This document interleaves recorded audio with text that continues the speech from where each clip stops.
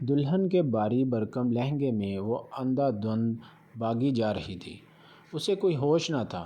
اسے بس کسی طرح کر کے یہاں سے نکلنا تھا۔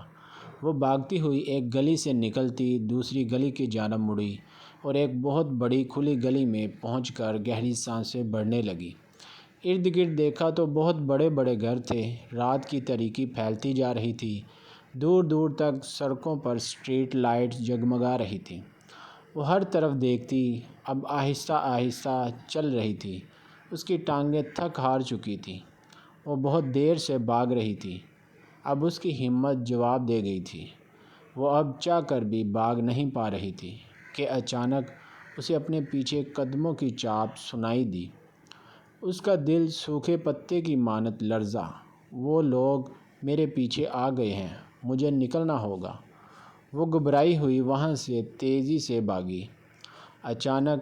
اچانک اس کی نگاہ گیٹ کی جانب اٹھی۔ وہ آدھا کھلا گیٹ اسے ایک امید دے گیا، ایک سہارے کی امید، اندھیرے میں اجالے کی کرن۔ اللہ کی طرف سے اس کے لیے ایک راستہ تھا۔ اور اس آدھے کھلے گیٹ سے اندر داخل ہوئی۔ بہت مہارت سے گیٹ کے پیچھے چھپی، ایک طرف دبک کر بیٹھ گئی۔ حمزہ! اچانک ایک باریک آواز اس کے کانوں میں گونجی۔ جی صاحب جی! ایک آدمی سر جھکائے اس شخص کے پاس آ کھڑا ہوا۔ یہ گیٹ کیوں کھلا ہے؟ وہی رعب دار لہجہ اور ماتھے پر بل۔ جی، وہ گاڑی انٹر ہوئی تھی گیٹ سے تو شاید بند کرنا بھول گیا۔ سر جھکائے ہی جواب آیا۔ بند کرواؤ اسے، اور آئندہ یہ غلطی دوبارہ ہوئی تو اچھا نہیں ہوگا۔ وہ اپنی سرد آواز میں کہتا اندر کی جانب بڑھ گیا۔ حنا نے چھپ کر اس شخص کو دیکھا جس کی عمر لگ بھگ 29 سے 30 سال کے قریب تھی۔ اس کے چہرے کا آدھا رخ ہی دکھائی دیا کیونکہ وہ اندر جا رہا تھا۔ حنا سہم کر واپس نیچے دبک کر بیٹھ گئی۔ کافی دیر وہ وہیں بیٹھی آج کے حالات و واقعات پر غور کرتی رہی۔ اپنے دلہن کے لباس کو ایک نظر دیکھا اور لب سے کہا شکر ہے کہ وہ وقت خود کو بچانے میں کامیاب ہو گئی، ورنہ نہ جانے اس وقت اس کے ساتھ کیا ہو رہا ہوتا۔ آج کے دور میں کون کس پر اعتبار کرے، کون کس طرح کا بہروپیہ ہو، اور اس بہروپیے کے اندر بھیڑیا چھپا ہے، کچھ بھی نہیں کہا جا سکتا۔ اس کی آنکھوں میں آنسو بھر آئے، منہ پر ہاتھ رکھے اور اپنی سسکیوں کو گلا گھونٹ گئی۔ رات آہستہ آہستہ سرک رہی تھی۔ حنا کو سردی لگنے لگ گئی تھی۔ یہ ایک بہت بڑا گھر تھا۔ وہ کارپورٹ کے ایریا میں چھپی ہوئی تھی، بیٹھی ہوئی تھی، لیکن سرد ہواؤں نے اسے بری طرح ٹھٹرا کے رکھ دیا تھا۔ شاید بارش ہونے والی تھی۔ وہ گھبرا کے ارد گرد دیکھتی، کارپورٹ کے اندرونی حصے کی جانب بڑھنے لگی کہ اس کا لہنگا کسی گاڑی میں بری طرح اٹک گیا۔ لرزتے موٹے قطرے اس پر گرتے اسے پل میں بھگو گئے۔ یا اللہ مدد! جہاں اتنا ساتھ دیا ہے تھوڑا اور دے دے۔ وہ آنسو بہاتی اپنا لہنگا چھٹکے سے چھڑاتی کارپورٹ میں بڑھی تو اسے گھر کے مین انٹرنس کا دروازہ کھلا دکھائی دیا۔ ارد گرد دیکھا تو کوئی نہ تھا۔ وہ نظر بچاتی گھر کے اندرونی حصے میں داخل ہو گئی۔ ایک بہت بڑی راہداری سے ہوتی وہ اندر بڑھی تو وہ گھر نہیں محل تھا۔ اس گھر کو اندر سے دیکھ کر ایسا لگ رہا تھا کہ وہ جنت میں آ گئی ہو۔ بنانے والے نے بہت خوبصورتی سے اسے بنایا تھا۔ اپنے گھر تو سب کے لیے ہی جنت ہوتا ہے، لیکن میرا گھر میرے لیے دوزخ بن گیا۔ کرب سے سوچنے آنسو بھر سے بہنے کو تیار تھے۔ اس سے پہلے کہ کوئی اس طرف آتا اور اسے دیکھتا، وہ فوراً وہاں سے نکلتی، ایک راہداری سے گزرتی سیڑھیاں چڑھ گئی۔ وہ دھڑکتے دل کے ساتھ ہر جگہ دیکھتی، کوئی جا پناہ ڈھونڈ رہی تھی کہ تبھی اسے کسی کے قدموں کی چاپ سنائی دی۔ وہ ایک دیوار کی آڑ میں ہوتی چھپ گئی۔ وہی شخص جو باہر غصے سے بات کر رہا تھا۔ حنا کو یہی لگا۔ وہ لمبے لمبے ڈگ بڑھتا ایک کمرے کا دروازہ کھولتے اندر چلا گیا۔ حنا وہیں بیٹھی اس بند دروازے کو دیکھتی رہی کہ تھوڑی دیر بعد وہ پھر سے کمرے سے نکلا، ایک فائل لیے اور وہیں واپس مڑ گیا۔ جہاں سے اس طرف آیا تھا۔ ہنا نے موقع غنیمت جانا اور اس کمرے میں گھس گئی۔ وہ کمرہ دیکھ کر دنگ رہ گئی۔ وہ اس محل سے بھی زیادہ خوبصورت کمرہ تھا۔ جدید طرز اور گلاس مٹیریل سے بنا وہ دلکش کمرہ دیکھنے والی ہر آنکھ کو ہی حیران کر دینے کی صلاحیت رکھتا تھا۔ وہ دم بخود اس کمرے کو دیکھے جا رہی تھی کہ اسے کمرے سے باہر قدموں کی چاپ سنائی دی۔ وہ جلدی سے ایک الماری کے پیچھے چھپی، تبھی دروازہ کھلا اور ایک جدید سی لڑکی اندر داخل ہوئی۔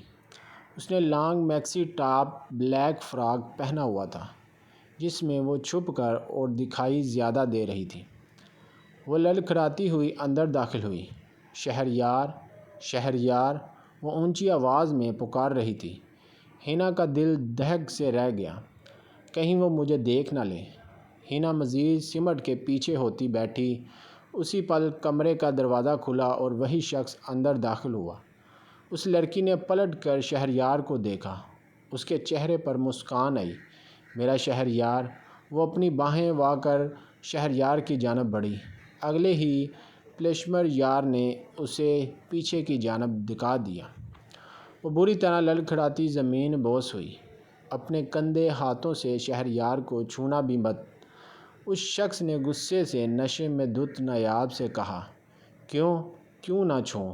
میرا حق ہے تم پر، شوہر ہو تم میرے، نکاح میں ہو تمہیں چھونے کا، تمہیں دیکھنے کا، تمہیں پورا چومنے کا، تم پر اپنی ناز نیندی کا اظہار کرنے کا صرف میرا ہی حق ہے۔ اس کے گلے میں باہیں ڈالے کہہ رہی تھی، دور رہو تم مجھ جیسی غلیظ کے ڈیر سے، میں اپنے پاس بھی بھٹکنے نہیں دوں گا۔ چھونا تو بہت دور کی بات ہے۔ وہ اپنی شرٹ کے کالر کو پھاڑتے نفرت اور حقارت سے بولا، تم جو بھی کر لو، جب تک نکاح میں ہو قریب آنے سے نہیں روک سکتی۔ وہ پھر سے اس کی چھاتی پر بازو حاوی کر گئی۔ شہریار نے جھٹکے سے اس کے بالوں میں ہاتھ ڈالا، اسے پرے جھٹک دیا، آؤٹ فرام مائی روم، اور اسے غصے سے دھتکارتے بولا، کیا کوئی اور پسند آ گئی ہے؟ وہ زخمی لہجے میں پوچھنے لگا۔ آئے گی تو اس وقت نکاح کر لوں گا، اسے اپنی محرم بناؤں گا، اس کے ساتھ اپنی سوگات بھی مناؤں گا اور اسے خود کو چھونے کا مکمل حق بھی دوں گا۔ جتنا جنون تم سے نفرت نہیں آیا، اتنا جنونی اس سے محبت کروں گا۔ Get in out, get lost. وہ بازو سے تھامے کمرے سے باہر پھینک گیا اور دروازے کو تالا لگا دیا اور خود اپنی شرٹ اتار کر دور اچھالی۔ اس کے مضبوط مسلز اور چوڑا سینہ دیکھتی ہنا دہل کے پیچھے ہٹی۔ اس کا دل بری طرح دھڑک رہا تھا۔ یہ شخص بہت جنونی اور غصے والا تھا۔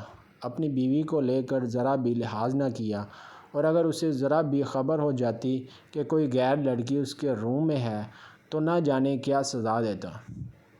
خوف سے ہنا کا سانس تھمنے لگا۔ وہ ذرا سا آگے ہوئی تو بے دہانی میں پاس پڑے لیمپ کو گرا دیا۔ شہریار جو اپنی شرٹ اتارے اب پیٹ سے بیلٹ نکال رہا تھا، آواز پر پلٹا اور اپنے سامنے دلہن بنی ایک کمسن لڑکی کو دیکھا۔ اس کی آنکھوں کی پتلیاں پھیلیں، جبکہ ہنا کا تو سانس ہی رک گیا۔ شہریار نے لب کھینچے، اس لڑکی کے قریب جاتے ماتھے پر بل ڈالے، اسے سر سے پاؤں تک دیکھا، جو بلا کی خوبصورت تھی، اور سب سے زیادہ پرکشش اس کی بری آنکھیں تھیں، جن پر لمبی گھنی کاجل دار پلکیں لرز رہی تھیں۔ ان آنکھوں میں ایک ڈر تھا، ایک خوف۔ وہ شہریار کے 2 قدم مزید قریب ہونے پر دیوار سے جا سٹی۔ وہ تھر تھر کانپنے لگی۔ شہریار نے آگے ہوتے اس کے دونوں طرف دیوار پر ہاتھ رکھے، اس کو محصور کیا۔ مارنا مت! ہنا نے فوراً اپنے چہرہ چھپایا۔ شہریار نے دانت پر دانت جمائے اس لڑکی کو دیکھا، جو واقعی معصوم تھی یا معصوم بننے کی کوشش کر رہی تھی۔ کون ہو تم اور میرے کمرے میں کیسے آئی؟ وہ دروازے سے، ہنا نے ڈرتے ہوئے کہا، جبکہ ہاتھ آہستہ سے نیچے گرے۔ نام؟ وہ گہری نظروں سے اس کے چہرے کا طواف کرتے پوچھ رہا تھا۔ جی، ہنا۔ وہ اپنے باری پلکیں چپکاتی نرم آواز میں بولی، کس نے بھیجا ہے تمہیں؟ اس بار پیچھے ہوتا ہوا دراز سے سگریٹ نکال کر سلگایا۔ ایک ابرو اٹھا کر بے رحمی سے پوچھنے لگا، کسی نے نہیں، مجھے پناہ چاہیے تھی۔ وہ ہلکلاتے ہوئے ڈرے ڈرے لہجے میں بولی، اپنی شادی سے باغی ہوں۔ دھواں ہوا میں چھوڑتے اور اس کو سر سے پاؤں تک دیکھتے اب دلچسپی سے پوچھ رہا تھا۔ حنا نے ڈر کے پہلی نفی میں گردن ہلائی، پھر اگلے ہی لمحے سرسباہت نے ہلا دیا۔ زبردستی کر رہے تھے کیا؟ گھر والے اس بار سب کچھ یاد کرتے اس کی آواز ہلکلائی جبکہ لہجہ نم ہوا، پھر باغی کیوں؟ دھوکہ تھا سب۔ ایک شرط، آپ مجھ سے نکاح کر لیں پلیز۔ وہ اچانک سے اس پر بم پھوڑ گئی۔ کیا کہہ رہی ہو تم؟ دماغ درست ہے تمہارا؟ وہ سگریٹ ایشٹرے میں مسلتے بولا، پلیز کر لیں، مجھے پناہ چاہیے اور آپ کو ایک اچھی وفادار بیوی۔ میری مدد کر دیں پلیز۔ وہ اس کے آگے ہاتھ جوڑ گئی۔ تم پاگل ہو؟ شہریار ایسی کسی راہ چلتی سے نکاح کرے گا؟ وہ مغرور لہجے میں بولا، میں بھی کوئی عام لڑکی نہیں ہوں میں۔ کہتے کہتے اچانک حنا کی زبان پر بریک لگی۔ بات مکمل کرو۔ حنا نے سر جھکائے اس کی جانب دیکھا۔ مجھے یہاں سے جانا ہے، وہ اس بار سنجیدہ لہجے میں کہتی دروازے کی جانب بڑھ گئی۔ اور تمہیں لگتا ہے کہشیار تمہیں جانے دے گا؟ اس کی آواز پر اس کے قدم تھمے جبکہ دل زوروں سے دھڑکا۔ کیا نام ہے تمہارے باپ کا؟ وہ اس کے قریب آتا پوچھنے لگا۔ جہانگیر۔ حنا کے جواب پر ایک پل کو شہریار کی آنکھوں کا رنگ سرخی مائل ہوا تھا۔ کیا ہوا؟ چونک گئے ہو آپ؟ وہ نام ہی ایسا ہے، لیکن میں تم سے نکاح کروں گا، ابھی اسی وقت، ابھی۔ وہ بات مکمل کرتی کہ شہریار نے اس کی بات پر اسے ٹوکا۔ اچانک میرے بابا کا نام سن کر آپ کو احساس ہوا کہ وہ راہ چلتی لڑکی نہیں ہوں، آپ سے شادی کرنے کے قابل ہوں۔ امیجن، بٹ مجھے آپ کوئی انٹرسٹ نہیں۔ وہ منہ بنا کر کہتی دروازے کے تالے پر ہاتھ رکھ کے، تمہارا انٹرسٹ ہو یا نہ ہو، نکاح تو اب مجھ سے ہی ہوگا۔ وہ ابھی ہوگا۔ شہریار کی حدود میں جو چیز آ جاتی وہ شہریار کی ہی ہو جاتی ہے۔ اور تم تو شہریار کے کمرے میں کھڑی ہو اور شہریار تمہیں چھوڑ دے گا؟ شہریار نے اطمینان انداز اپناتے کہا، آپ ایک بات سمجھ لیں حنا، جہانگیر کوئی چیز نہیں، جیتی جاگتی انسان ہے، اور میں یہاں اپنی مرضی سے آئی ہوں اور یہاں سے جا بھی سکتی ہوں اپنی مرضی سے۔ کسی کی جرأت نہیں کہ مجھے روکے۔ شہریار کی نرمی سے کہیں باتوں پر وہ اپنا سارا ڈر بھلائے اس کی آنکھوں میں آنکھیں ڈالتی ہوئی دبے دبے جواب دیتی اسے بھڑکا گئی تھی، جبکہ اگلے ہی پل شہریار نے اسے بستر پر زور سے پٹکا، اپنی پینٹ کی جیبوں میں ہاتھ ڈالے۔ وہ مضبوط جیسا مٹھی کا مالک خبردار اس وقت شرٹ لیس حنا کے بالکل سامنے کھڑا تھا۔ نکاح تو تمہیں کرنا ہوگا، بائی ہک یا بائی کرو گی، ورنہ سیکنڈ آپشن بھی ہے میرے پاس۔ وہ دوسرا سگریٹ نکالتے سلگا گیا۔ مجھے ڈرانے کی ناکام کوشش مت کریں مسٹر شہریار، میں کسی سے نہیں ڈرتی۔ اندر ہی اندر بری طرح سہمی وہ لڑکی بظاہر بہادر بنی کھڑی تھی۔ یہ تو تمہارے باپ کی یہاں بلانے کی بات پوچھوں گا۔ شہریار کی بات پر اس نے لب کھینچے۔ اس کے چہرے پر ایک تاریک سایہ لہرایا۔ ہرگز نہیں، آپ انہیں نہیں بلائیں گے۔ وہ اس کے پاس جاتی 2 قدم کے فاصلے پر رک کر بولی، تمہارے باپ کا نمبر میرے موبائل میں سیو ہے۔ باپ سے ملاقات یا مجھ سے نکاح، فیصلہ تمہارا ہوگا۔ وہ پرسکون انداز میں بولا تھا، آپ مجھے بلیک میل کر رہے ہیں؟ وہ آنکھوں میں آنسو لیے بولی، جو سمجھ لو۔ وہ بے رحمی سے بولا تھا، آپ کیوں کرنا چاہتے ہیں مجھ سے نکاح؟ وجہ جانتے بولی، میرا ارادہ نہیں تھا، تم نے خود ہی میرے ذہن میں ڈالا، اب بھگتو۔ وہ بھی فٹ سے جواب دیتا اپنی سگریٹ بھر پھر سے ایش ٹرے میں مسل گیا، جبکہ حنا اپنے ہاتھوں کی انگلیوں کو ایک دوسرے میں الجھا پھینچنے کا شکار ہوئی۔ کہاں چلی گئی؟ کچھ تو پتہ چلے۔ کتنی دیر سے جہانگیر کے آدمی ہنا کو تلاش کر رہے تھے۔ جہانگیر جی ہر جگہ تلاش کر لیا لیکن بی بی جی کہیں نہیں ملی۔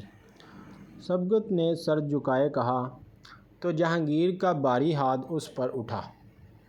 مجھے وہ ہر حال میں چاہیے، جانتے ہو نا؟ وہ نہ ملی تو ظہور خان کیا کرے گا؟ ڈھونڈو اسے کہیں سے بھی، پاتال میں بھی چھپی ہے تو اسے ڈھونڈ کے لاؤ، اور وہ بھی زندہ۔ جہانگیر چلا گیا جبکہ سب ایک بار پھر سے ہنا کی تلاش میں نکل گئے۔ اگر یہ لڑکی نہ ملی تو نہیں اس سے ملنا ہوگا۔ یا خدا میری بیٹی تیرے حوالے ہے۔ وہ قرب سے اللہ سے دعا مانگے، لیکن جب نیت میں کھوٹ ہو تو دعائیں کم ہی قبول ہوتی ہیں۔ ظہور کے ساتھ آج ہنا کا نکاح تھا، لیکن کسی وجہ سے ظہور نہ آ سکا اور ہنا کو موقع مل گیا اور وہ فرار ہو گئی۔ ایسے میں انہیں ہنا کو ڈھونڈنے کا موقع تو مل گیا تھا، لیکن اب تک انہیں ہنا نہیں ملی تھی۔ صبح کے 6 بجے وہ ہنا کو کمرے سے لیے باہر نکلا، جبکہ فون پر اپنے خاص آدمی وفاق کو نکاح خوان اور باقی انتظامات مکمل کرنے کا وہ کہہ چکا تھا۔ شہریار یہ لڑکی کون ہے؟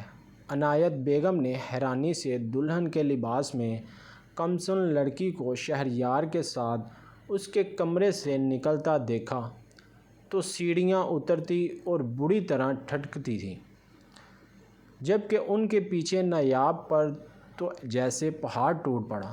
شہریار جیسے لڑکیوں سے الرجی تھی، جو کسی بھی لڑکی کو اپنے نزدیک نہیں بھٹکنے دیتا تھا، یہاں تک کہ وہ اس کے نکاح میں تھی۔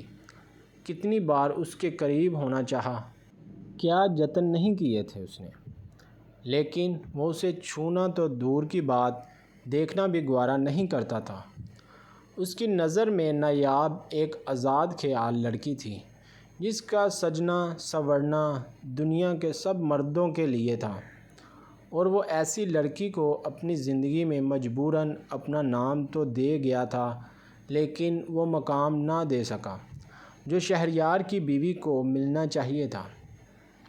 یہ ہنا ہے، میری ہونے والی بیوی، شہریار نے بغیر کسی جھجک کے تعارف کرایا۔ کیا بول رہے ہو شہریار؟ ایسا کیسے ممکن ہے؟ تم تو شادی شدہ ہو۔ اور یہ لڑکی؟ عنایت بیگم کو جھٹکا لگا۔ تو میرے نکاح میں آنے والی عورت میرے پسند کی ہونی چاہیے۔ پھر ترازو کا جواب وہ کلائی پر پہنی گھڑی پر وقت دیکھتے بولا۔ تم میرے ساتھ اتنا بڑا ظلم نہیں کر سکتے شہریار۔ نایاب اس کے قریب جاتی بولی، اس کا لہجہ رندا ہوا تھا۔ دور رہ کر بات کرو۔ شہریار کے لہجے میں حقارت تھی۔ وہ بری طرح اپسٹ ہوا، لیکن اب کچھ نہیں ہو سکتا ہے تھا۔ شہریار ایک بار جو فیصلہ لے لیتا ہے تو پھر پیچھے نہیں ہٹتا۔ اور پھر واقعی تھوڑی دیر میں شہریار نے اس لڑکی سے نکاح کر لیا۔ نکاح نامے پر دستخط کرتے ہنا کے ساتھ لرز رہے تھے، لیکن آنکھوں میں آنسو لیے وہ یہ بھی کر گئی۔ جب فیصلہ لے لیا تھا تو پھر ڈر کس بات کا؟ اور جب شہریار کو ساری حقیقت کا پتہ چلے گا تب اس کا دل سوکھے پتے کی مانند لرزے گا۔ ڈرتے ہوئے شہریار کی جانب دیکھا، جو بہت ہی سنجیدہ تھا۔ اس ظہور سے شادی کرنے سے بہتر تھا کہ میں ایک بااختیار شخص سے نکاح کر لوں، بھلے ہی بعد میں ساری سچائی جاننے کے بعد وہ مجھ سے خفا ہو جائے، لیکن منا لوں گی۔ وہ دل ہی دل میں آنے والے وقت کو سوچتی مطمئن ہو رہی تھی، لیکن یہ نہیں جانتی تھی کہ کتنی بڑی آزمائش میں پڑنے والی ہے۔ وہ ایسا کیسے کر سکتا ہے؟ نایاب نے پورے کمرے کا نقشہ بگاڑ کے رکھ دیا۔ رو رو کے اس کا برا حال تھا۔ بس کر دے میری جان، آپ کو پتہ ہے شہریار ایک بار جو ٹھان لے اس سے پیچھے پھر نہیں ہٹتا۔